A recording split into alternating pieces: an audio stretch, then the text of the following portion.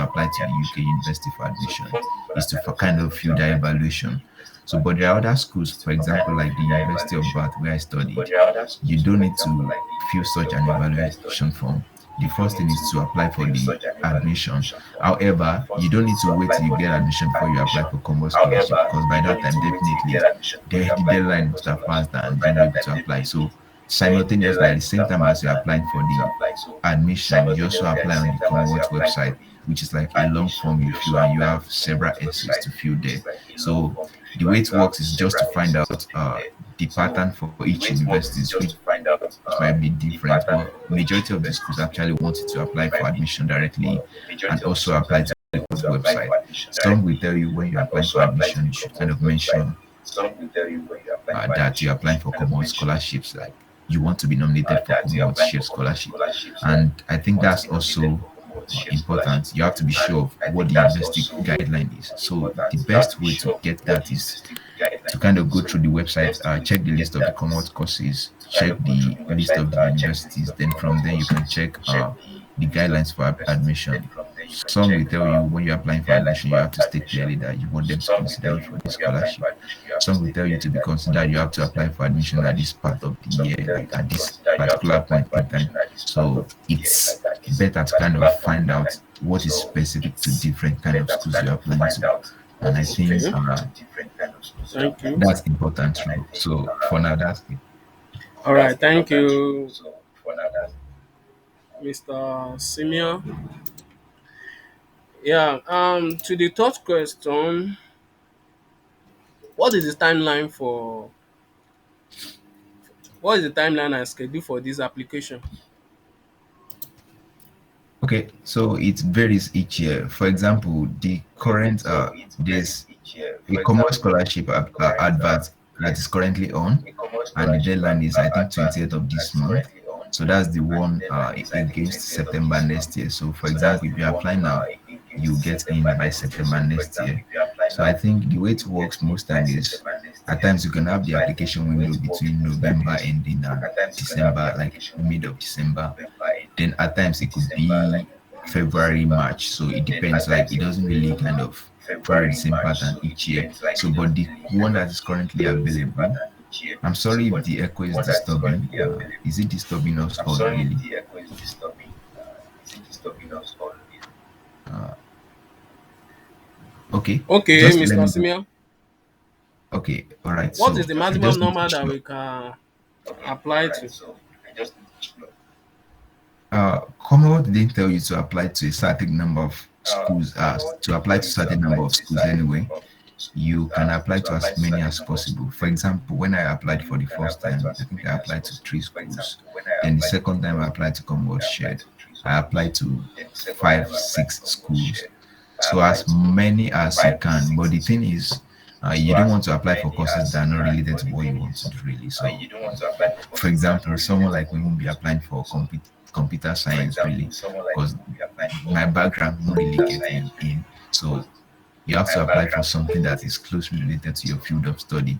And I need to also mention the fact that it's important to apply to courses that you know you've done a little beyond just the university courses you've taken, like because this scholarship is geared towards development, right? So you have to show a kind of like commitment to that aspect of life, especially. So you can apply to as many as possible. That's the summary, All but right, all right, you have to be sure that the all courses right, you can all really right, all right. justify Thank you, your thank you. application. Can you just tell us about the funding in just a minute? Okay, what do you mean by the funding anyway? I mean, how much is the funding? Okay, so it's actually big money anyway because you are being paid in pounds anyway. So yeah, I say big money because until you get to the UK and you live here for a year, you think it's no longer a big money. But when you are coming for the first time, it's a big money. So the funding covers your trip from Nigeria to the UK. Then when you are done with your program, they book a flight for you back home. That's one. Then when you get to the UK, they give you warm clothing allowance for about £500 or £400. That's just for you to get maybe winter jackets and things like that you might want to get. But that's a big money enough for you to do shopping in one time. So it's like a big money. Then the third thing is your tuition is covered. For example, my tuition was about 23K, that's £23,000. So you don't need to convert that to naira, but it's a big money in naira. So that covered the tuition. Then you have a monthly stipend, which is actually on the Commonwealth website. That's the interesting part. But I think the stipend last year was £1,166 or 116. So that's like £1,000, 116. Like it's a big All money right, anyway. So all right. Thank you, Mr. Simeon.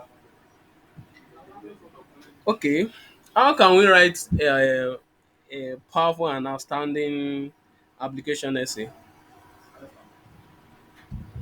okay. Uh as much as you need to put much effort into the the essays for Commonwealth, like on the Commonwealth website, really the 9 or 11 essays, as people call it anyway.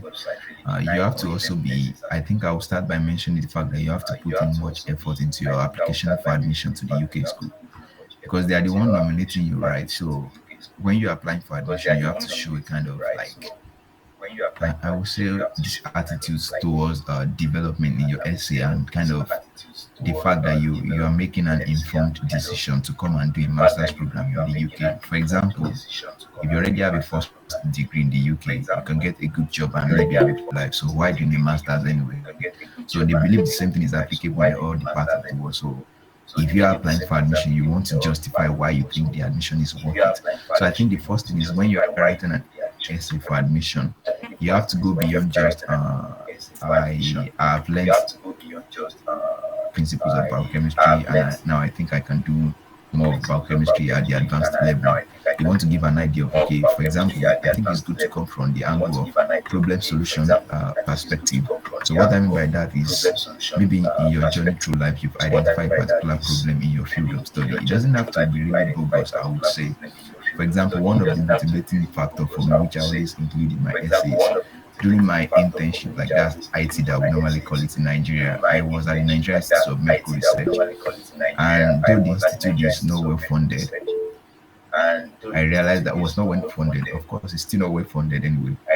Uh, I realized that there are no research around maybe vaccine development and things like that, or something around protein engineering, things like that. So that's my own personal experience. So in my essay, of course, it's like something quite related to development, right? So it's like a good point for me to argue that, okay, fine. But I didn't say that, okay, after a year master's, I'll make a huge. There's clearly nothing you can do even with masters in Nigeria when it comes to research aspect of things. You still have to be under training, right? So but I have to come from the angle of, okay, in the long time, definitely there will be an addition to the that space in Nigeria. So when you're writing an essay, you kind of identify a particular problem. And when you're talking about solving the problem, you don't just make a bogus claim about, okay, after 1 year masters, we turn the world upside down. You can't do that, of course. You can make giant discoveries, but you kind of give a pattern that you want to follow. For example, it could be from masters, you do kind of maybe a research position that will give you an opportunity to get into the system first. And you can also give an idea of what you hope to do. So when you're applying for admission, you have to put in more effort into the essays. Then for the 11 essays on the Commonwealth website, I think you have different topics, right? So the best thing is to kind of use the STAR techniques, or which you must have heard before, like situation. I can't really remember now, trust me, I'm not using a note. But there's this STAR methods people talk about when you're writing an essay. I believe some of us will know it. So when I remember, I can put it in the chat anyway. But the thing is, you have to kind of be sure. All right, so I have a scholar to beside me. He said his situation, task, action, and result. So it's like you talk about the situation. Like I mentioned, for me, when I was in Lima during my IT, I saw the situation, it was terrible. Then the task, what I did then was like, okay, I was motivated, I was learning. Then the action, of course, that won't work because I've not really done anything to it. But when you are writing an essay that you are using the STAR method, you talk about the situation, task, action, and the result. So that also works for most of the essays. But I need to mention the fact that you have to set your own tone for yourself. Really, what drives me might not be the main thing that drives you. So it has to be unique. As much as I can share my essay, for example, I can give you my essay, the one that got me in, and at the end of the day, you'll be trashed. Trust me, you might not even get a research position. So it's like, at times, it's always good to kind of make the story yours, no matter how you think you've not really achieved so much. You can really find your own story. Just know your strength points. But I think for the 11 essays, we have to talk about them one after the other, because they are not so related. So you have to take it one after the other. So I think that might help us. But in general, when it comes to writing essays for scholarship, you have to be unique. Look for your own story, really. We all have stories to tell. Trust me, we all have stories. It might not be like mine. You might not have been to Lima for your IT, but it might be a different thing entirely, which might look insignificant. It depends on how you place yourself. Really. It's about selling yourself. And I always crack a joke with my friends that writing essays for scholarship is like asking a girl out. You want to tell her everything that is sweet about her, and that's like the main approach that works because for any scholarship, someone that is going to give you money, you have to kind of ask them out, like tell them so many things about what you admire about what they are doing and how you are the best person. So it's like that anyway. Yes, yes, yes, yes, yes. You have to sell your stories. That's it. You just have to sell your stories. It's like writing a proposal, someone who want to fund you, you have to convince him like, Yeah. okay, oh, yes, I need this money to be able to do this. After this, I'll be able to do that. You just have to convince the person. Yes. Moving on to the next question. What's the academic requirements? Do you have to be first class in order to get the scholarship? Do we have to be a first class? Okay. Yeah, I know that's really a big issue, right? Because in the past, you will hear people saying, "Okay, fine, only people that kind of make first class eventually get scholarships." Fine, that's a good factor anyway. But I think Commonwealth pegged it at 2-1. Yeah, for Commonwealth scholarship, I think 2-1 is the cap. You have to have at least 2-1. So in that regard, I think I'll give two suggestions. First, for example, if you're applying to UK schools, they will also peg it at 2-1 for masters if you are coming as an international, but as an international rather. But most time they will tell you for exceptional cases, like if your case is exceptional, if you have 2-2, you can stand a chance. It depends on maybe your professional experience, for example. For example, someone that has done quite a lot, even with 2-2, might be better than a first class person. You can just explain kind of okay, maybe the challenges you faced in school and how over the years you've been able to scale through that part of life. So, but for Commonwealth Share Scholarship, I think 2-1 is the peg. So it's like, but maybe it's not my job to tell you today, but there are other scholarships out there that are better than Commonwealth scholarships. When I mean better, I'm not really talking about money now. Money is a factor, but there are other opportunities out there that if you feel 2-1 is not competitive enough for Commonwealth, because it's highly competitive, I must tell you. The way we're having this meeting here, you won't believe how many people are also talking about Commonwealth Share Scholarship elsewhere. So it's competitive enough. But there are other opportunities out there. But for Commonwealth, long and short is 2-1. 2-1 is fine. All right. Thank you very much. Thank you very much. Now we will have to move to the second stage, which is basically going to be the essay question. Okay. Um, if you want to write it, the first essay question on Commonwealth Share Scholarship said Commonwealth Scholarship in the UK are funded by Commonwealth Scholarship in the UK. Sorry, I think there is a mistake here. Okay, how your proposed studies relate to development issues at the global, national, and local level. That's A. B. Development issue connected to your choosing CSC team and the wider sector. Okay. Yeah, it's a big ask, really. That's like the first challenge of Commonwealth scholarships. You have to think of how to approach such a huge question. But I'm trying to see if I could pull out my. mm, like I want to see the question myself. That will help me also. I'm coming. Just give me 1 minute, please.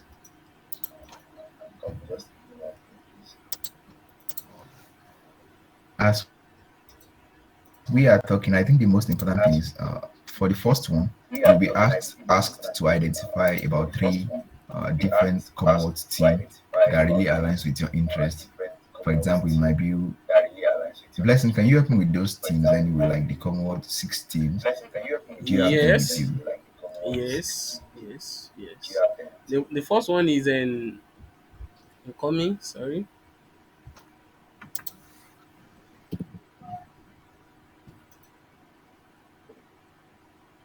hold on. I think we have science and technology. I'm coming. Sorry. All right. If we can't find that, let's continue. So, for the first question that talks about development, basically, like I mentioned earlier, you want to come from the angle of a problem you've identified in your field of interest. Then you want to talk about how you feel having a master's is a good way of addressing that problem. Uh, you are not addressing the problem alone. Of course, there's little no one person can do, right? But you still want to come from the angle of, okay, you realize that you coming into that field with a master's degree is going to do so much. So I think I'll be using the example to really make sure that I drive my point home. So identifying the problem, like I've mentioned how I was able to identify my own problem, something I was passionate about really. I had to identify something that is quite unique. So for example, if you are coming from that angle, you want to talk about the fact that, okay, at this point in your life you realize something is not right in this particular area. Of course, that might be the motivation why you went for your BSc in the first place, maybe why you decided to get a BSc. If that's not the case, for me, that was not why I got my BSc. I only went to school because you have to go. So it's like I wasn't really like driven by the fact that, okay, there's a problem at hand and I want to have a degree in biochemistry. Of course, I was not going to do biochemistry. So your own story might be different. It might be, okay, maybe for now you consider the fact that, okay, yeah, I still have to use something around life sciences. I'm sorry, that's my field. Maybe you consider the fact that there are open dedications here and there in Nigeria, and Yes, things sorry, are really sorry to interrupt you. okay. I have the systems here now. So Okay, I all think right, the thank you. first one is science and technology for development, Okay, while the second one is strengthening earth system and capacity. okay, all right. The So, third for one, example, like science. Okay, okay, okay. continue, So, continue. like the third one, like the first one, rather, science and tech, or what's it called? Science If and that aligns with your field, you have to kind of examine properly how that aligns with your field. So picking a course, you have to pick a course that align with that particular things, right? So when you're about the team, you have to kind of bring it down.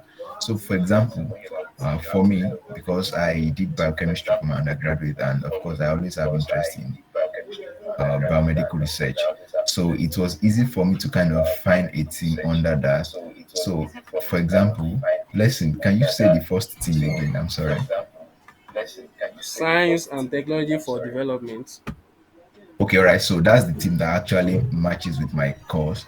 So science and tech for development. So now that's a broad angle, right? You have to come down also to a particular area that makes it a little specific for yourself. So, like I mentioned, just to put it in the summary, I look at the big picture. Okay, for example, there are no indigenous vaccine production in Nigeria. It's still a problem anyway, because currently now we can't even produce our vaccine ourselves, and it's a shame actually because we are the giant of Africa, right? And there's not so much that's been done. It's not the challenges are we have human capacity. Sorry, we don't have the human capacity to start with. Fine, I know we have good scientists in Nigeria that are indigenous that are currently based in Nigeria, but basically some of the latest technologies that are involved in producing vaccines, for example, are not really some most of these researchers in Nigeria, they are not really aware of most of these things. That's life anyway. So coming from that angle, you identify a problem as human power, then you also identify the fact that even though there is human power, if there is the resources are not available. So for me, I can't solve the problem of resources anyway. I can solve the problem of human power because if I get equipped anyway, I can commit myself to research, and that way I'm adding to the human capacity in that regard. So that's just to summarize the fact that you need to identify a certain challenge in the broader context. It might be a different thing from what I've explained, even if you're in the same field with me. It might not be the same thing. You might be passionate about getting children out of school. I know Blessing's passionate about that. If you are thinking of getting children out of school, come from the bigger perspective. Also, it's good to go with the start. You can think about the fact that there are billions of children. Sorry, we are not 2 billion.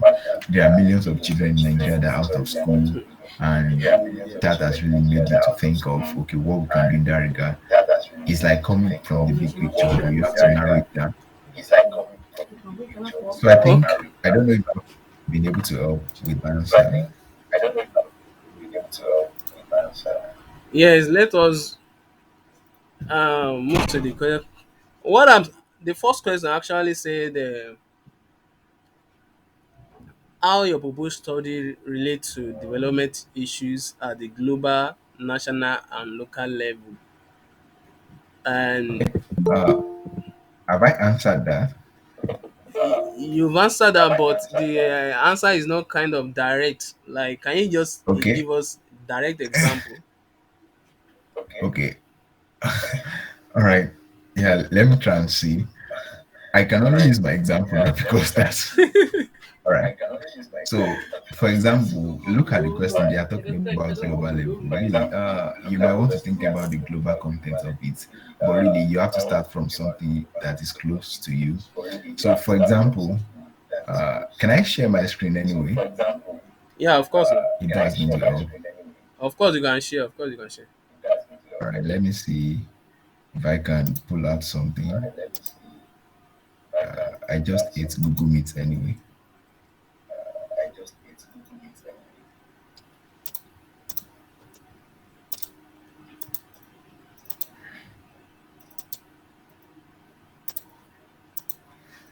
Okay. I don't know why my screen is not like responding. So, but what I think we can do is the fact that, like I mentioned in my essays, then I can remember I talked about the fact that uh, currently there has been efforts around Hello. vaccines development. Hello. Yes, I can hear you. All right. Sorry. I have mentioned the fact that there are current efforts around vaccine development in Nigeria, right? And there has been so much effort from outside. The UK has helped Nigeria to achieve some level of development in that regard. There is support from the Vaccine Alliance, the GA, and things like that.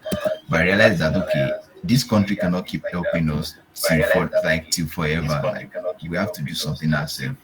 So that's like you look at the bigger problem. That's national, and it's the same with many African countries. If you want to think about it, then bringing that home, I realized that okay, these countries cannot keep helping us till forever. We have to do something indigenous. So then I talk about the fact that the challenges we currently have in Nigeria is human capacity, and you have issues with the research facilities too. There are no funding, and science ecosystem is not really well funded. So talking about those problems, I've highlighted that. Then I mentioned the fact that okay, I realized an MSc in this particular area. I did biotech, an MSc in biotech will definitely equip me with knowledge and maybe skills that can help in that regard. Directly, I'm contributing to human capacity. You know, I've identified two problems basically in the large context. I'm not contributing to the funding part because I can't fund myself, but human capacity, I'm contributing. Then, if you have human capacity, you can definitely attract funding. So, I think that's like the specific way I could address that first question anyway. Uh, Maybe people can put in the chat if that's helpful. Is it helpful, Scholar? Yeah, yeah, it's Okay, you're not helpful. even listening, don't worry. Okay, it's helpful. It's helpful. Let's just move to the next question, please. Next question, please. Yeah, how you intend to apply your new skills and qualification when you return home? Okay. That's quite direct. You have to be clear cut in that regard. So you can talk about the fact that for me going back, I said, okay, since I already spent 6 months doing IT at NIMA, I will go back to NIMA anyway, seek a research assistant position, which is like probably what is obtainable with your MSc. So when I get there, I can start doing research and collaborating with experts. So it's like it depends on where you want to go. For example, if your course is the kind of course that maybe you can have a startup to do something, you have to talk about it. But the tricky part is when you come back with your master's degree, trust me, in Nigeria, you can still be jobless. That's the fact. So you might not be able to find yourself, you might not be able to fit into any position at the end of the day. So you have to be smart enough to look at uh, the aspect of collaborating. So, if, for example, if I return from Nigeria after investing in biotech, I can start a biotech company. It's like, yeah, although it's possible to have a startup, right? My boss said it's not realistic. It's possible to have a startup, but there's little your startup can do after your MSc, trust me. So, the thing is, you don't make such a bogus claim like, okay, after my MSc, I will turn mountain to valley. You can in the long run, but in the long run, but you have to look for something a little realistic. For me, what I said was okay. Reading from my essay, I said after the whole thing, I hope to join the particular department at NIMA. And when I join them, I hope to participate in research activities. Now I have advanced skills. I've learned about the latest way of doing research and things like that. So bringing that to that department will be very helpful. So that's one thing I said. Then I said in the long run that will contribute to All right. human capacity basically, and I can seek collaborations and all. So that's the answer to the first question. All right. All right. All right. All right. That's good. All right. That's good. And the third question is, what you expect will change in development times following your studies, including A, the outcome that you aim to achieve, B, the time frame for their implementation, C, who the beneficiaries will be. Okay. Do you, So do you get my question? going forward, yeah, I know the essay you are talking about. It's probably one of the tricky part of it. Yeah.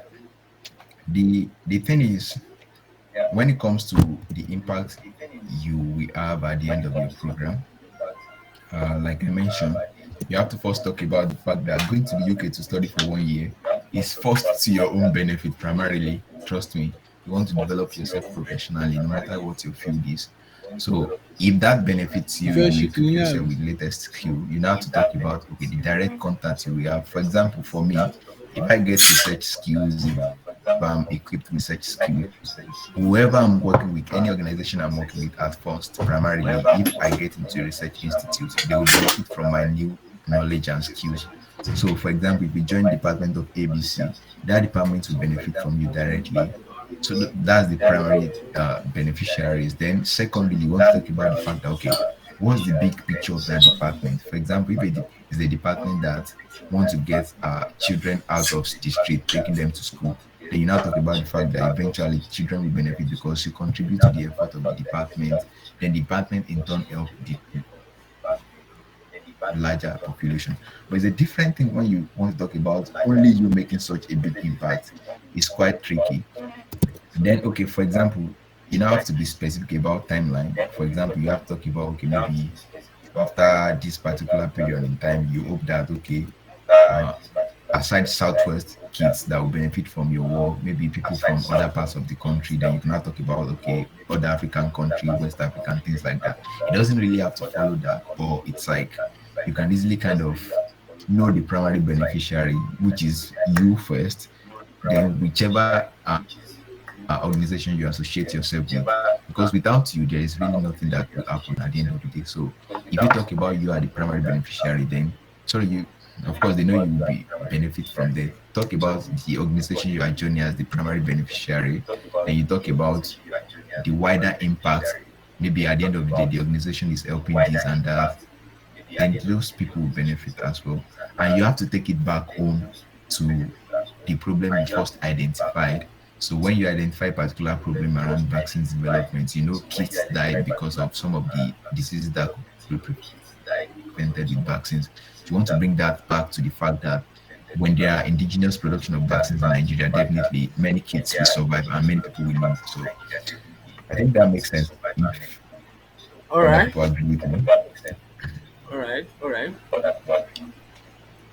Now, if I hear you clearly now, if we have to talk about what you expect will change in the development times following your studies, including the outcome that you aim to achieve, the time frame for their implementation, and who the beneficiary will be.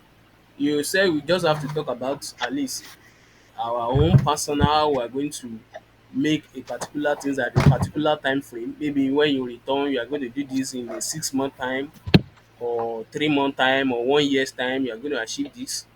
It's good. It's good. Let's move to the next question. That's question 4. How you impact coming? How the impact of your work could be best measured? That's the part I hate in Commonwealth essay at the end of the day. Because yeah, because some things are not really easily measurable at the end of the day, like directly. For example, in my field, it's quite tricky. After your master's, the first 2 years, you might still be battling with a PhD at the end of the day. So you've not really done anything so much. So, but there's always a way around it, right? For example, if you are in a research-based field, you want to talk about the fact that your research outcome will be the impact of your work. For example, if you publish papers, if you attend conferences to share some of the findings of your research work, things like that, the direct impact of your work. And they could be measured by maybe the number of publications you have, your career progressions, and maybe you attend conferences, maybe you bring about a startup, things like that. So, but for those people that are not in maybe science related field or life sciences, I would say you might be more specific. For example, maybe before you leave Nigeria, you're currently running an initiative like Blessing is doing. You can talk about the fact that maybe if you do something like MS International Development, at the end of the day, you can scale the impact of your work instead of just doing maybe online meetings. You can talk about outreaches and maybe you can talk about having centers to help people, maybe building things and all. But also, you have to be realistic, really. I think that's really one of the things we need to all be conscious of. You have to be realistic. So for me, it's like in my field, without a PhD, there All is right. little you can do. So you have to be realistic in that regard. Okay. Okay. Okay. Okay. Okay. For example, now maybe I want to reduce the number out of school children, and how can we? I can actually write about how I'm going to measure my impact. I can say there will be an increment in digital workshop. I can say there is going Okay? to be an I can say through my work I'm going to give a questionnaires and other things, a survey questions, organizing a survey. I can actually say that Yeah. I can actually say okay, after my program, this is how I'm going to measure it, maybe through surveys, questionnaire, or there is going to be a decrease in the number of out of school children in Nigeria Mhm. and in Africa as a major. And maybe after my program, I can actually measure it maybe through the impacts I make, through the data review and some Yeah. other ways. We can actually measure our work. So the question 5 also said, this is proposed study in UK. He said, provide a short outline of your proposed study research. This should be written for an audience that does not have any prior knowledge of the subject and must not be overly technical. Any abbreviations or specialist terms must be explained. Okay. In this Uh, question regard, are they saying we should write maybe a proposed study, a thesis? okay. Uh, for me, this is like the most interesting essay because this is the one I probably love the most because it's like the easiest. I love something that is simple.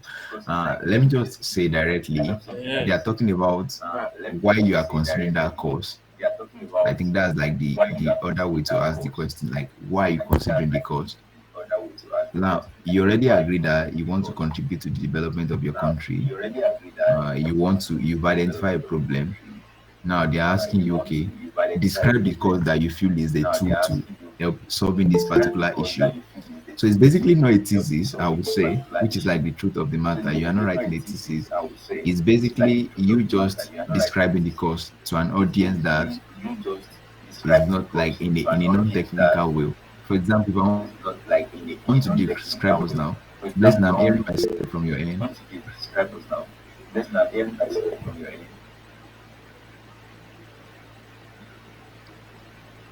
All right, so Okay. moving on. So it's like okay, for example, you have to go to the university website. That's the only way. You can't describe that without checking the website.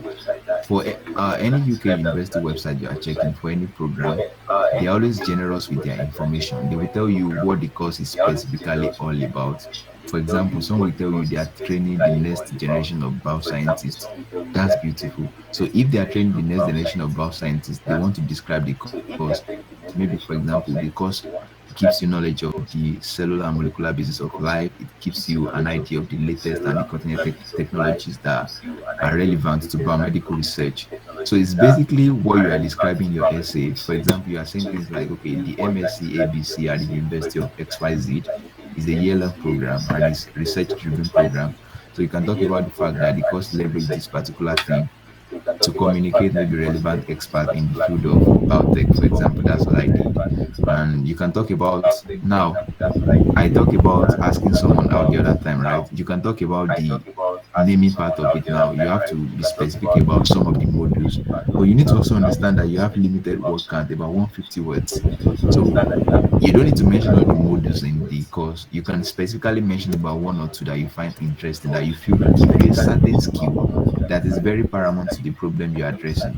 For example, if someone is thinking of out of school children in Nigeria and you are doing a course like maybe MSc, I don't know, that course that can fit into that regard, maybe international development, you want to kind of bring a specific modules of the program. For example, like maybe there's a module that talks about uh developing rural communities. Like there's just a particular mode in that regard. Of course, for MSc program, you can have up to three, four, five modules, but there are some that you feel are so instrumental to the program. For example, for me, the way I did was I looked at one that is particular about the course that gives me skills about research and things like that that is specific to the course. Then on the other hand, I look at the one that is like gives me interpersonal personal and leadership skills. So it's like two ends now. In that course, you are gaining some research specific experience. Then you're also getting the interpersonal part of it, which can help you to network your way out of anything at the end of the day. So I think for me, I named about two modules when I find them on the website that they are so interesting. The first one I talk about what this one can help me to achieve.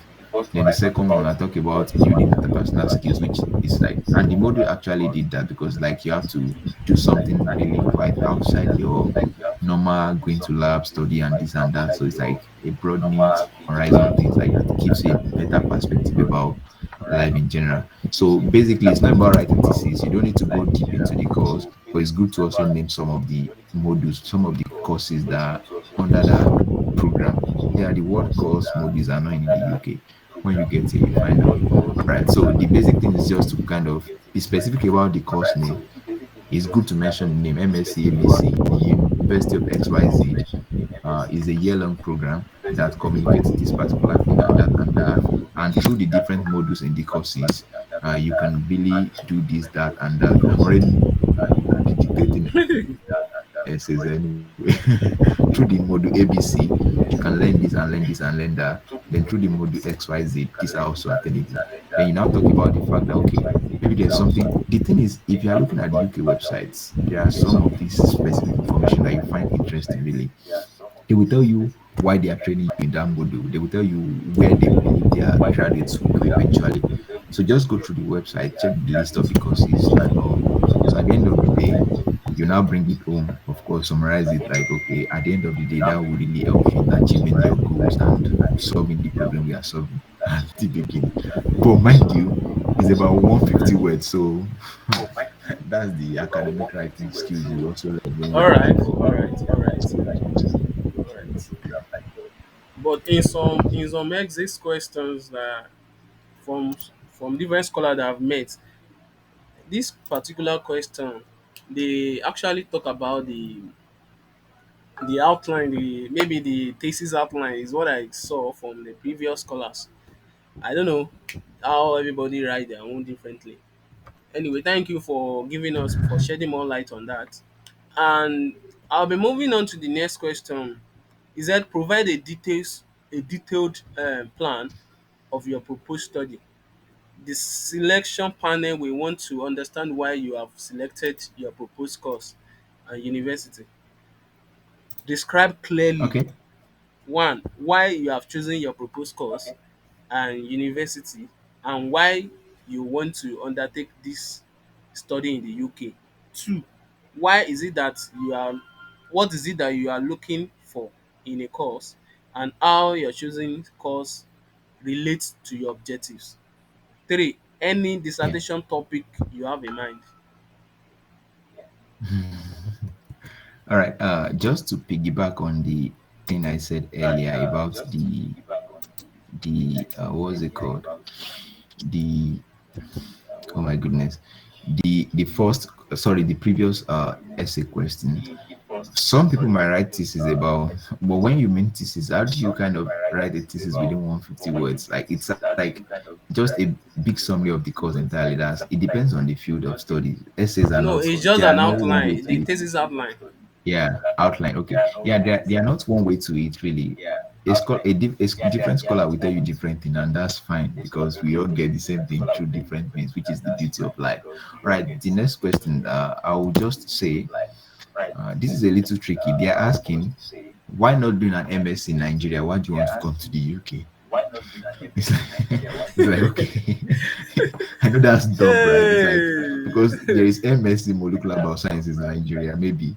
So there's MSc biochemistry at least. Why not, Simeon? Why not do MSc biochemistry in Nigeria? Why come to the UK? Why coming to endure winter in the UK? Why coming to the UK to do other things? Now they understand the fact that in our own country, uh, we really lack expertise when it comes to some latest thing in research, for example, in my field, or when it comes to some latest knowledge in different areas.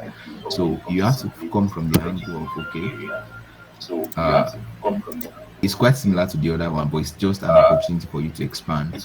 For me, the way I approached that question when I did was like kind of go back to the problem I identified at the beginning, kind of write about 10 lines. Sorry, did I mention 10 lines? About 10 words, like just a sentence about the problem I identified. Then talking about the fact that, okay, now just to remind whoever is reading my essay that, okay, this is where I'm coming from. And at the end of the day, you talk about what motivated you and why you think what you are doing next is the right step. Now, MSc this is the right step for you because you believe that it has all the necessary course modules and it will give you enough skills that you need to address the problem. Now, this is where you have to answer why UK, why not Nigeria? Of course, life is sorry, uh, MS is better here compared to the UK. They know actually that's why they wanted to come here, but you need to kind of justify that bit. One of the way you can do that is the fact that you talk about the facilities that are available for you. For example, in my field, no university in Nigeria really have the kind of facility they are doing here. Now, I was talking about the vaccine thing at the beginning of my like presentation, I would say. Now, when I got here after spending a year, even though I still have that interest, now I see a different approach entirely.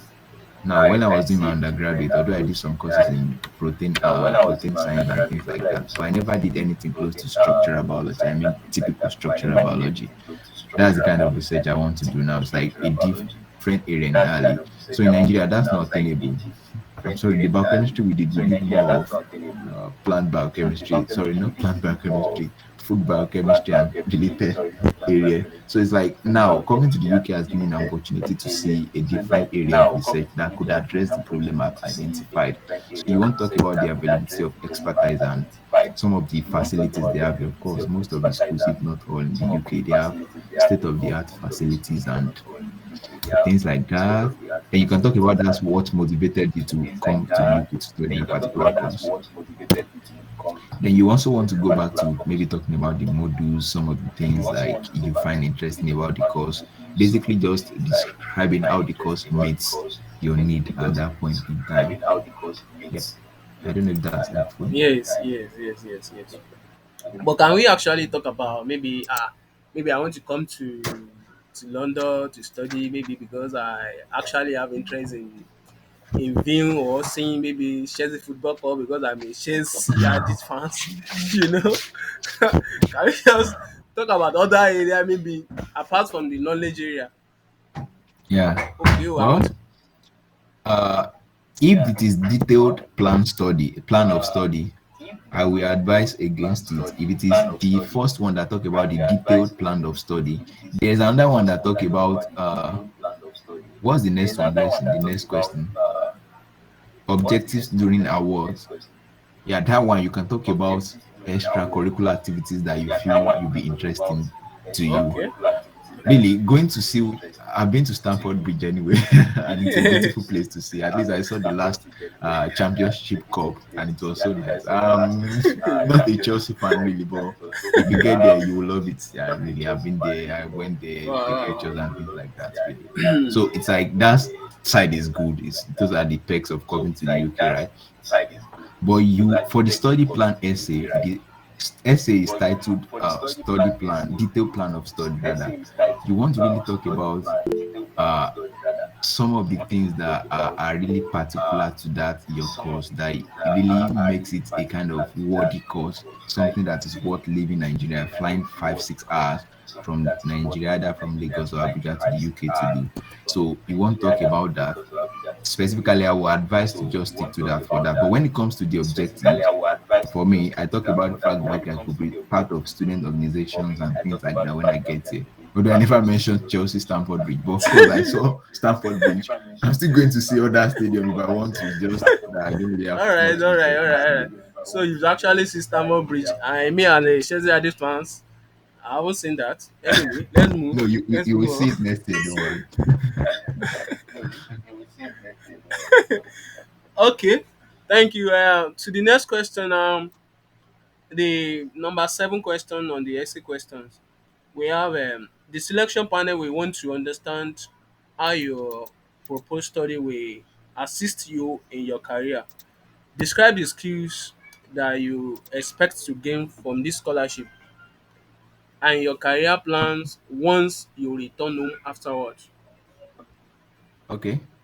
Uh, Now I also love this essay because it's like it's a good way for you to kind of present how you listen to this Commonwealth body, those people reading your essay. Actually, your essay will be read by universities that you are sending your applications to.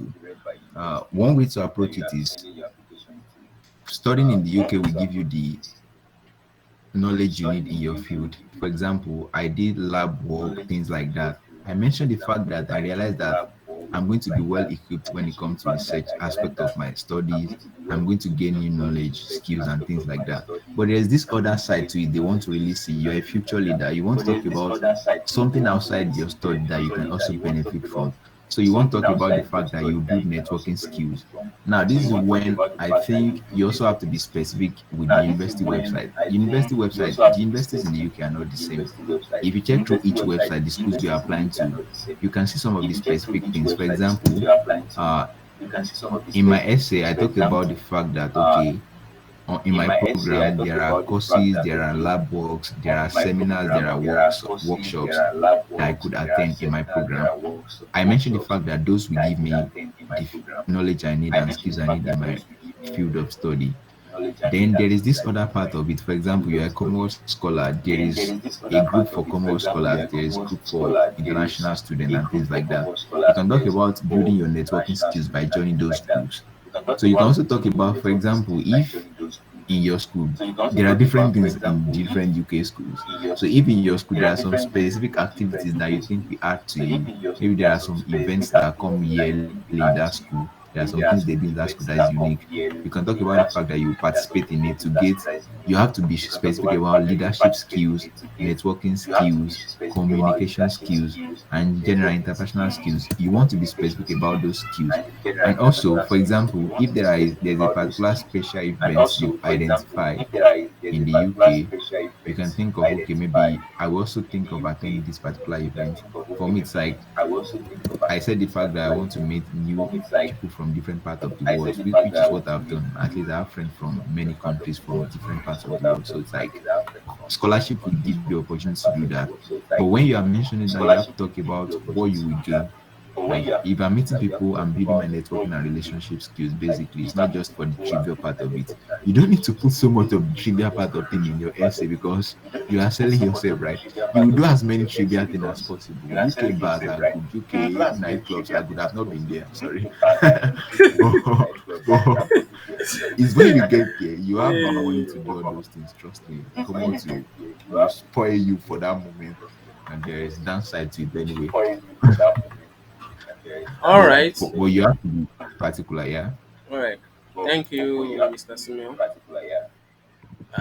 Question said Your career plan in the 5 years following the award. Okay. That also is relative, I would say.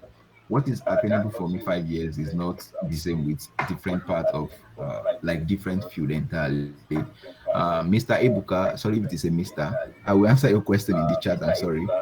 Okay, so 5 years following the award is tricky because for someone like me, I was I've always known I want to do a PhD, right? Right. So it's like, but it's a different thing telling them that okay, after my masters, when I get to Nigeria, I'll carry my bag again. I'm going to Canada for a PhD. They will shoot you because they just feel you after the money, right? But you have to also.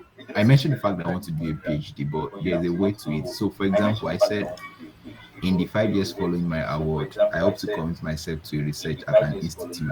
Then I was particular about my math because I've always built my essay around this particular institute because that's like where my story started. So, for example, someone that's already running an initiative in Nigeria about maybe getting out of school children off the street, or maybe you that you're already working in a tech company, maybe you're already doing something around fintech, maybe you're already working in a bank.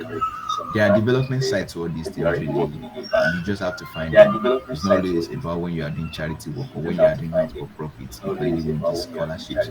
You can be doing purely corporate job. You can be employed in a bank and still get scholarship.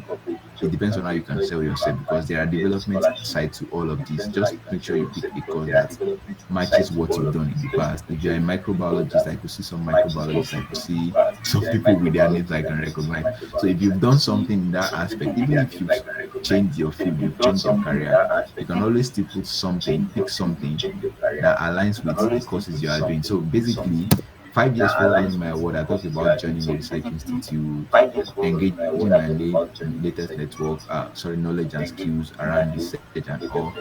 Then, however, my essay usually have however because I'm being realistic.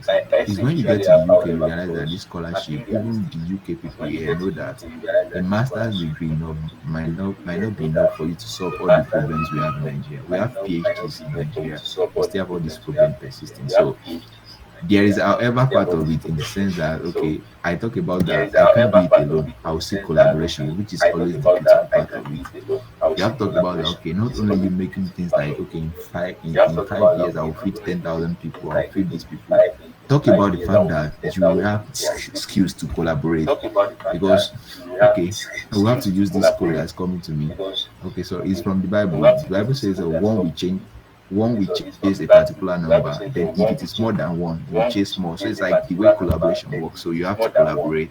That way, through collaboration, of course, you can achieve more. So talking about joining a research institute, talking about collaborating with people from different angles that can increase the impact of your work.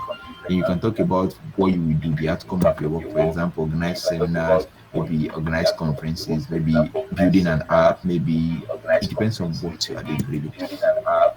Then I think I have to mention to them because I can't lie. Although you can lie in your essay so long it gets you in, but I won't advise you to lie. I had to talk the fact that within that 5 years, me I still want to do a PhD. It's like I just want to do it for the fun of it anyway. So it's like I had to mention that okay, within that 5 years, so you have to be particular enough. If someone is reading your essay, for example, if you're doing data science, why would you tell you want to do a PhD within 5 years? Like you have blood money already, so why doing a PhD? Sorry, not really about money. Now you can make impact. Why doing a PhD? So you don't have to tell them a PhD if you don't need it. Just tell them about things that you feel your career plans would be. For me, that's my career plans. Talking about publishing paper, talking about attending conferences, going for this and that. That's because the line I want to follow. If yours is different, of course, you don't have to mention PhD. All right, thank you. What about the long time career plan? Okay, it's still a stupid question they asked me in different way because at the end of the day, they want me to put something into the future. So, all right. So So, for example, since if you say you are going to do your PhD within 5 years, what would you okay, say you are going to do in your long time career plan to okay. So in my develop? long time career, okay, long time now, I'm looking after PhD. So stupidly, I still mentioned that I'm doing a postdoc. So don't mind me. I realize that money is important now. So all those things are secondary. So for example, I said within the 5 years I will be done with my PhD. Then after PhD, 5 years like long term, I would do a postdoc, then get into maybe lecturing, being a professor. These are the kind of shitty things I put in my essay. I realize they don't make so much money these days. So You call that also, shitty? No, that's not shitty anyway. it's not That's cheap. I'm actually just, nice. of course, we know I'm kidding. Yeah. So the other part to it is that I talk about leadership aspect. That okay, for example, if I'm in a research institute, it's always good to move up the ladder. So, for example, if you feel currently leadership is bad in Nigeria, in your field of influence, you can think of becoming a leader at some point, changing policies, making policies, and making life better. That's a big picture for us. Then I talk about one big picture from which has always been the big picture anyway. Also, I want to co-fund or fund a biotech company in the long run, but I don't know when that will happen anyway. But interestingly, I think I put a year by year 2030, but you don't need to do that anymore. So it's like you can easily just think of things like that. It's a big picture, isn't it? So they won't Yeah, yeah. crucify you that you must achieve that, but they have to see a trend that okay, this person that Okay, said yes. it, how are you taking it one step at a time? If you want to feed 10,000, you must tell them that you will feed this particular number of people in this year before you move to that particular number. So that's about it.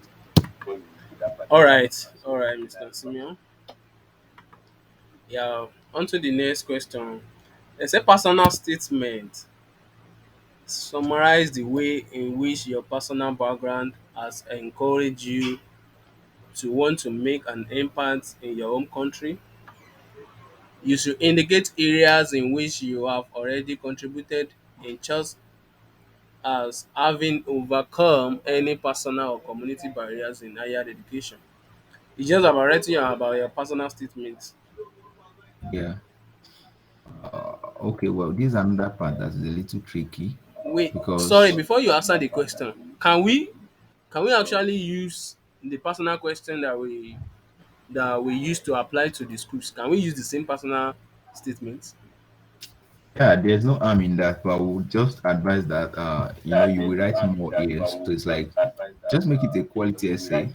You can use the same essay, but for example, if you're applying for admission in the UK, that's the cheapest part of your work. Some of the essay might not be technical enough. For example, if you wake up today and you want to gain admission to about 5 UK schools, just apply. Many of them will give you admission, so long you have their basic requirement. But that essay might not be strong or tight enough to get you Commonwealth scholarship. So you have to kind of like season it, like kind of add jara to it. So Okay. you can use the same essay, but it has to be coherent with what you've been saying from the beginning. So What that might be does really the tricky. personal statement entails? Can you tell us? What does it entails? Okay. So I think there are sides to it. There is volunteering and the leadership part of it, if I'm right. Is that it? Yes, yes, that's almost the last question there. Blessing. Yes, that's almost the last question. Okay. Sorry. Oh, that's the last question. Okay. Okay, now I realize the essay I'm looking at, I removed my personal statement from it because there are some personal things I don't like to tell the public about. So it's like it's understandable. We all have that side of story we don't want to tell many people anyway. All right. So for personal statements, you want to be emotional about your personal statements. We all have those background that has not helped us, but we've grown. We have to we go through them. It's like we grow through them, I would say. So personal statement, just make it your own story. That's the first thing.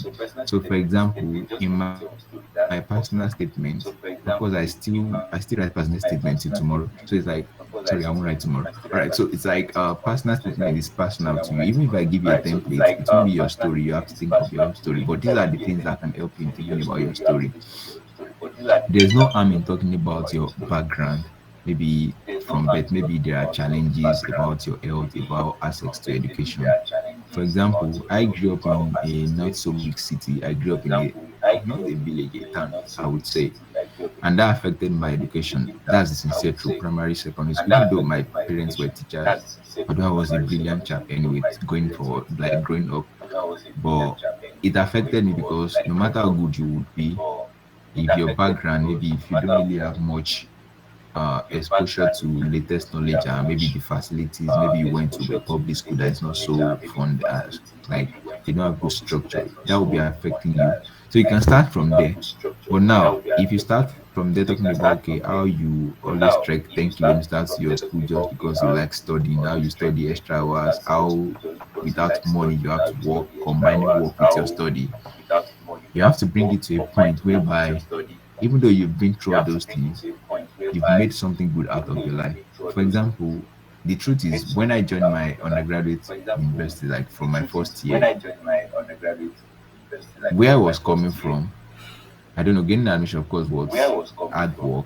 But where I was coming from, I wasn't really going to, I was just supposed to be behind, like at the back of my class, not really doing so much for myself because the background already puts you, your back on the ground. So it's like, there's really not so much you can leverage to start with. So I never went to a private school anyway. So it's like if you come from that background, you talk about how at some point of life you become like you get motivated by your own desire to do well in life and how you change your own story. When I joined my undergraduate program, fine, I even had to combine being the class rep with whatever I was coming from. And that helped me. I spent extra in the library, things like that, just to make sure things get better for me, right? And it did actually. I did go in school anyway. So it's like you have to talk about how you change your own story. You don't have to be like me. You don't have to really come from a poor background. Your background might be great enough. You go. Although the sad part is, Commonwealth is telling you that if your parents ask money to send you to the UK, don't come for the scholarship. But I have people in the past that went to Covenant and they still benefited from Commonwealth scholarships. Yeah, I have people from Covenants, from top schools in Nigeria, from private schools, and they still want Commonwealth shared. Yeah, at least I know people from Covenants, a lot of them, quite a number. So, but basically, they want to say if you can't afford the money. Some people can afford the money and they still win the scholarship. So you don't have to write all those story of I was poor, I was wretched, and things like that. If that's not your story, yeah, I'm serious. That's the Okay. truth. Anyway, So if your story is I not think that you lack, okay, um and to the last question here now, it's just about your voluntary and leadership experience. Writing a leadership and volunteering experience. Can we actually write maybe three? How many examples? Like, do you think we can actually write? And okay. what are the approach to in writing the essays? All right. So for volunteering and leadership, this is when the star situation. Let me type it in the chat box. Situation, task, action, results comes in. Results. That's in the box. You We can have look results. at it Yes. online. Yes. Yeah. So uh, you have to talk about, for example, me. I started my volunteering journey and leadership from my first year of undergraduate. So I had to talk about where I started from. But I would say when you're writing any essay, you have to have an opening sentence. So, for example, opening sentence could be like, okay, through volunteering and leadership experience, you have to date contributed to development in your country, especially in achievement of SDGs, because Commonwealth Scholarship is also kind of tailored towards that SDG thing. So that's like an opening sentence, maybe through volunteering and leadership experience, you contributed to the development in your country. That's a bogus claim, but that's what I've done anyway, no matter the role. My leadership role cut across being class rep and fellowship leaders. That's all I've done really in leadership when I was writing the essays. But also that has helped many people in different situations. So if you have an opening statement, then you have to kind of, I would suggest that you give about maybe three is enough. It depends on the kind of experience you have. If you have three good experience, even if it is only one and you've made good impact, that might be enough. So you don't have to really go all way down to writing 100 volunteering experience. If you have 100, you can't fix everything into essay of over 400 words. You can't really do much. So you have to be specific and just be direct. So, for example, I started with the first one.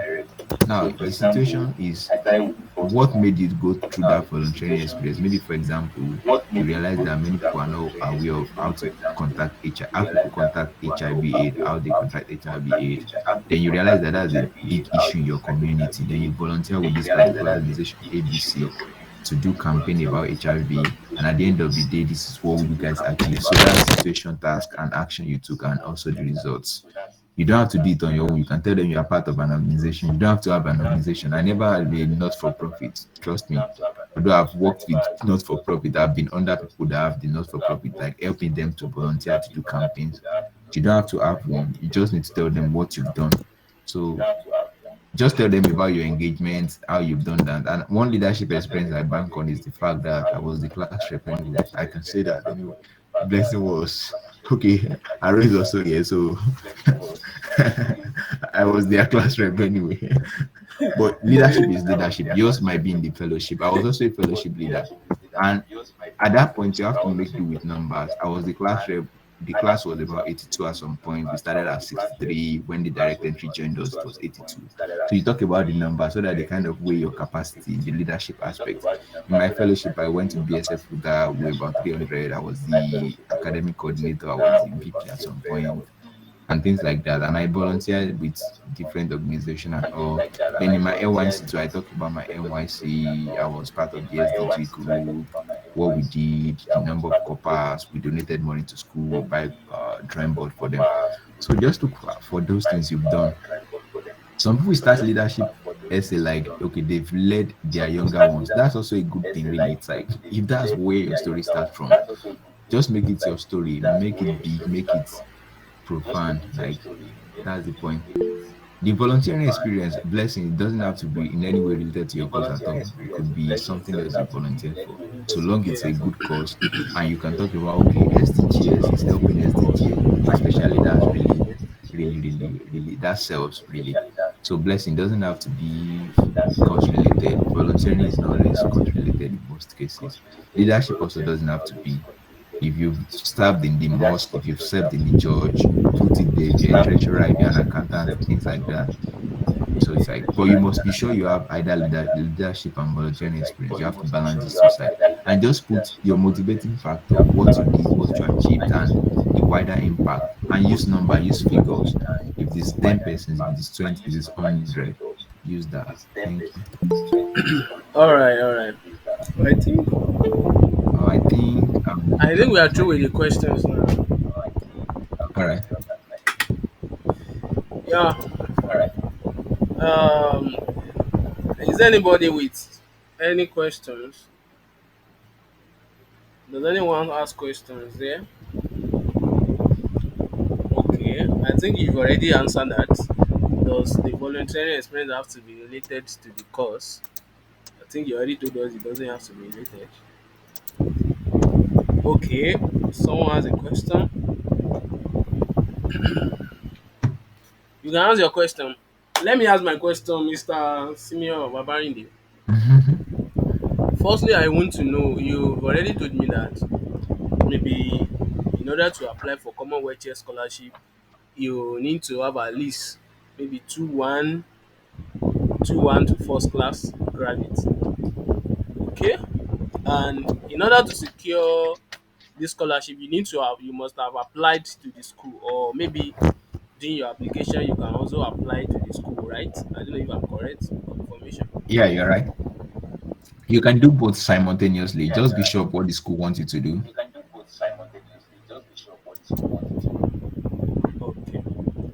Okay, okay, that's very good. About Commonwealth Share Scholarship as well. There is one thing about this scholarship that I've actually noticed about this scholarship. Maybe when I was trying to look at those winning essays, I realized that most of these people that won this essay, especially there is one school, it was one particular person that they pick from that school. They usually pick one person. And when I saw the essay of that person, a winning essay of that person, I think the only thing that make the person more outstanding is that the person has like four publications, like four journals, just journal publications. Okay. So I was like, do you have to have a journal, a publication before you can actually apply for Commonwealth Scholarship? Okay. Well, that's a good question, and it's always been. I was also asking the same question when I was applying for PhD because, like, different schools with different. For example, if you are going to Cambridge, you are competing with many people, many good people, because you're also good. The thing is, in the basic admission requirements, you will not see a UK school that will tell you for MSc you need a publication. Even for PhD, you won't see any. Publication is good if you have one, if you can collaborate and publish it. But this is my take on publication. The guy must might have won the essay with publication, but if in his essay he has not mentioned the fact that his commitment has made him do that publication, he won't still win. You can have the publication and not win by not mentioning what the publication is really, the wider impact of the publication, and why do you have the publication. So you might not have a publication, you might have done something different in your field. For me, my commitment to research led me to NIMA for my IT. Because for my IT, I wasn't going to go to hospital or any other place. I was particular about a research institute because I wanted to do something in research. It's like just talk about your dedication towards that particular area and how you've been trying to solve it. One thing about publication I want to mention is what's the point in publishing a paper that nobody reads at the end of the day? Some of these journals we are publishing in, nobody gets to read them. It's like they are not even interested. They are not top journals. Like is when you get to the UK, you see lecturer telling you that. Okay, let me give you a funny example. I was doing my research and I saw some finding contrary to what I was discussing with my supervisor, like some of the work he has done. And he was really ready to listen to me. I said, sir, I read this paper and I find out something like this was what they did in contrast to what we are doing in our experiments. The first thing he asked me is, where is the paper published? And I look at it, I said, Simeon, don't disturb yourself. All these predatory journals, they are not so relevant. So the thing is, if currently now you don't have a publication, don't be disturbed. It might be a good thing. It's good to do it if you can. I'm not saying you should not, no matter what the journal is, even if it's a journal in your school, do it. But the thing is, if that's not your selling point, sell something else. So for someone like with publication, it might be the deciding factor. I won't really lie to you, it might be the deciding factor. But for me, I think the thing is we all have something to sell. For example, if you feel they mention about publication and you've not had publication, you can talk about why you've not had publications side. There might not be enough facility, you might not have the research support. They understand. They want you to publish paper, but it should not just be anyhow paper. But for that regard, I think you should not stop applying because you don't have publication. Because if you don't have publication, so at the end of the day, you won't still have it without doing a master. So it's like, except if you can do something. For example, for Commonwealth Shared, now you have about 15 days to go or thereabout. So it's like you can't publish anything within now and then. So if that's not your situation now, look for something else to sell. You can sell how good you are in different aspects. Just show your passion and all. That person that asked for publication, I don't know how he did it. That's the beautiful thing anyway. Till Okay. tomorrow, I still don't have publication anyway. Okay, okay, okay. Yeah, till Okay. tomorrow, I don't have publication, All and right, I all might right. not even We are have almost through publication now. till We are next coming year. to the end of the program. Yeah, someone asked, is English proficiency compulsory when you are applying? It's not compulsory, actually. It's not compulsory. Okay, yeah, it depends on the school, Depend and on let the me tell school, you, yes. it might be a deciding factor too. Let me give you an example. When I applied to University of Bath in 2019, I gained admission within, I think within 2 weeks I applied. That was like, it was not so busy that period. And I never submitted any English proficiency exams anyway. But when someone else was applying last year to the same University of Bath for admission, the person showed them letter from University of XYZ in Nigeria. They said no, they don't want it. The person showed them his our WAEC result. They said no until the person showed either IELTS, TOEFL, or Duolingo. So the thing is, you have to be sure the school wants this or they do not want that. For most of the UK schools, some of the UK schools, they tell you that if you've done your undergraduate in a a country whereby English is not official language, shame on us, it's not official language in Nigeria. Is the okay, it's not a native language, it's the official language in Nigeria, but it's not a native language. So if you've done your undergraduate in Nigeria, for example, and you're going to Oxford, for Oxford will tell you that they don't want you have to provide IELTS of TOEFL. So that might be a deciding factor. For example, when I applied to Imperial College, I was given conditional offer. I think that's why I didn't get into Imperial College. I got admission quite right.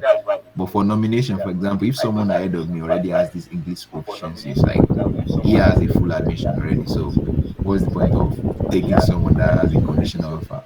So that's how you have to play it safe and play it wide. For example, if you're applying to many schools, check what is attainable. You can speak to the current scholar in those schools. People are generous than I do with information.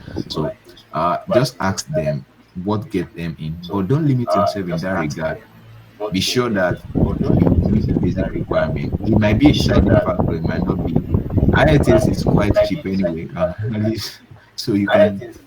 Sorry, I'm not saying cheap with the price. I mean cheap to pass. Really, the money is around 70K or something like that. Although I eventually had to write IELTS, not All for right my now, school, all right, for all before right, I all did I right, did actually. all right, all right, Mr. Simeon. Let me just go through the last question. If can we actually get through you if we need your help? Maybe can we actually come Okay, for your help? Is there any way we yeah. can get through you? Okay. Let me just answer Ajao Blessing's question as I'm answering your question too. So Ajao Blessing, it's not really compulsory to have all your documents ready, but I would say if you are applied to a school and you've applied on the Commonwealth website and the school gives you a conditional offer, that's what most UK school does. First of all, try and see if you can meet up to make your offer unconditional. For example, if they say, okay, provide a student transcript, of course, they won't give you admission without the student copy of your transcript. That's something that is basic.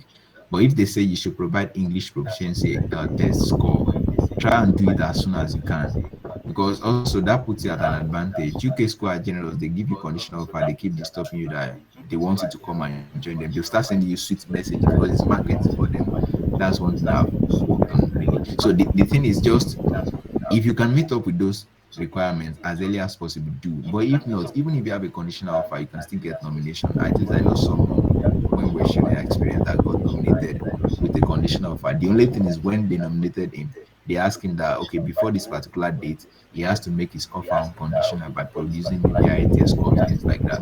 So that's important. Then for the second question, Blessing, okay, we're in the same shoe. In the first year when I applied for Commonwealth, I did not have international passport. Shame on me, I could not get it until my NYC year. So you can apply without it, but it's a little tricky. That's not a determining factor for your admission. Trust me, you can use any national passport, anything that identify you as a Nigerian.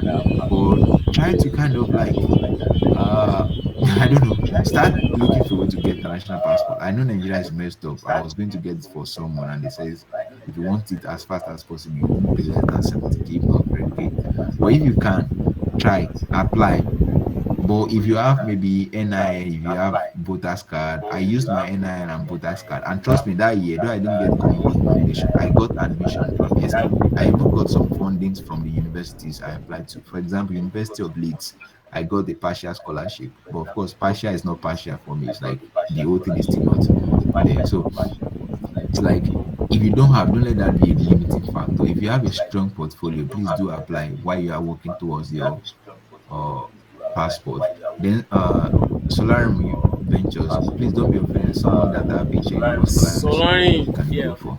That's a little interesting because I know that's a limiting factor for many of our great people that have gone to polytechnics. I would say the first way to find out is you have to speak to the schools you are interested in. First, look at where you want to go. If you want to go to the UK, US, or Canada, research on where you want to go. If it is UK, fine.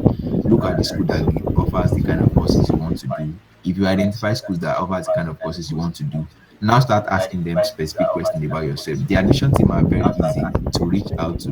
Since 2019, I've been calling UK admission offices, different schools, phone calls, sending mails, the response is like the cheapest thing to do. I think for me, that's one motivating factor because you know that if you apply for admission, you can get it. Of course, you will think of applying for scholarships. So if you've got an HND, don't let that disturb you. First, identify about 3, 4 schools, send them email like, okay, you have this qualification in Nigeria. Okay, what's their take on that? They will tell you directly what the case is. But I think the way people go around HND is also to do a kind of maybe West evaluation helps. I don't know, but you can find out. West evaluation may be of help. So I think I will say this before I talk about whether you can reach me or not. I want to also encourage people. Sorry, I'm taking your time, but I'm saying this because I believe we all need to be helped. These big scholarships are they are combative enough, and they could be really really they could weigh on you at the end of the day when you apply, especially if you get a rejection. But you have to develop a fighting spirit. It's a fight to win thing. But if you don't want to go through that lane, there are options. For example, someone with a good grade, maybe 2-1, and you've done some nice things in your field. Schools like University of Oxford, they have internal scholarships for master's program.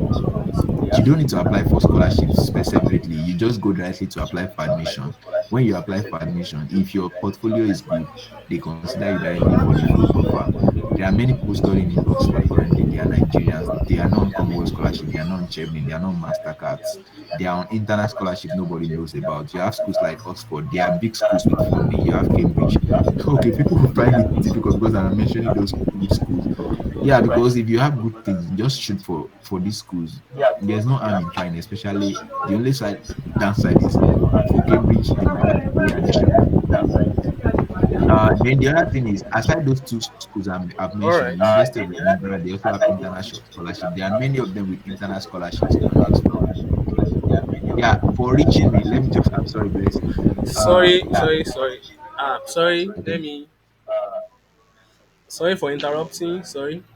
all right. Talking about that scholarship that HND can actually apply to, aside from the Yeah. internal scholarship, I think Chevening scholarship is one of the major one HND can actually apply to Chevening scholarship. Oh, okay. So because That's I have good. friends that applied through HND and he actually won the scholarship. So it, Chevening is part of it, so you can work toward That's applying good. for Chevening scholarship. So that's my advice for that person. And there's Yeah, another that's good. scholarship you can apply to at HND. Let me just add to that. Yeah, there's some internal scholarship from different university. You can just go through any university you are interested in and trying to look for the course you are interested in. Then go there, write to them that you study maybe you graduated with HND and write to them like okay you can apply to those schools. They can consider you. You might not say you can't take. So that's just it. Yeah, and I think the last thing you should also keep in mind is when you are talking about HND, if you want to look for what is equivalent to the US or UK, it's good you find out. If you find out, that will be helpful.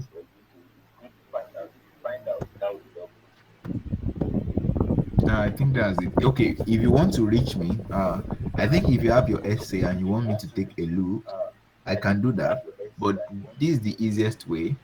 Uh, I will drop my email address. I will advise that anybody that want me to take a look at their essay, create a Google Drive or like sorry, create a document on Google Drive, maybe like your essay, the document, then share a link for me. Like let's have a shared link. So I can put comment on your essays. If you are using Microsoft, you can create a Word document too. Then just send the link to me. So it's like I can see what you breathe in, just give you comments, suggestion on what to do. I'm not writing essay for anybody from scratch. That's not what I do. But I can look at essays, give comments about things, about your structure, about some things. And the last thing I will say is look for Grammarly or any other proofreading stuff to proofread your essays, even if nobody will help you. For example, when I was applying for the scholarship, Commonwealth scholarship I applied to at my mod, nobody reviewed my essay. I'm sorry, that might sound like a pride. I'm not saying you should follow that path. Nobody reviewed my essay, but trust me, as far as nobody reviewed my essay, I read so much about the schools, about what they are looking for.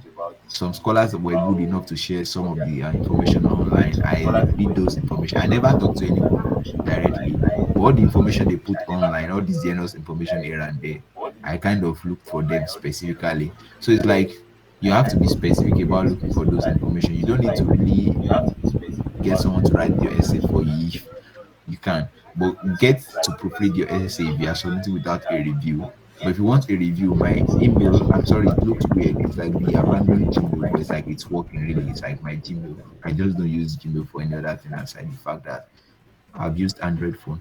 So you can share your essay with me as a document. I believe you don't know how to do that. Then I can give comments about what you can add, include, and remove. I think that's the Gmail. So and okay, maybe I can drop my WhatsApp number if you want to reach me on WhatsApp.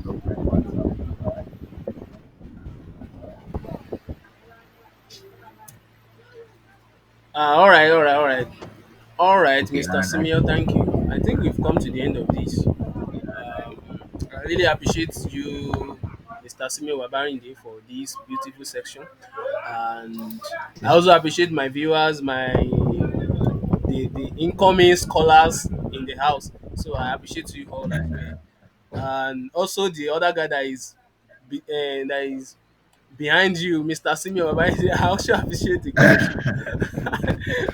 I Yeah, appreciate don't mind them. everyone. They are Very common. soon I'll They be are sending they my are answer common to you scholars now. At too. least I want to enjoy Yeah, that. I want to. I want to enjoy that pounds now. At least I want to feed that yeah. pounds You want to in my see account Stanford in and Gaza. enjoy that. Oh Pounds is yeah. sweet actually, like the sweet currency. No wala, no wala, no wala. Thank you very much. Thank you very much. For those that are interested in viewing the video, I'll be sending the link to the video to you as well for the transcript. So, um, this has come to an end because of the time. The time has already gone. So, this has come to an end. Thank you so much, Mr. Simi Babarinde. I really appreciate you. Thank you very much. I You're hope we welcome. can be able to Yeah, invite you some anytime. other time as well. Yeah, of course. Like I'm down for it at any moment. All right, thank you. Yeah, you're welcome. Okay, let me just All right. use little time to say again. Islam and Right for African Child Development Initiative is actually running a program this December.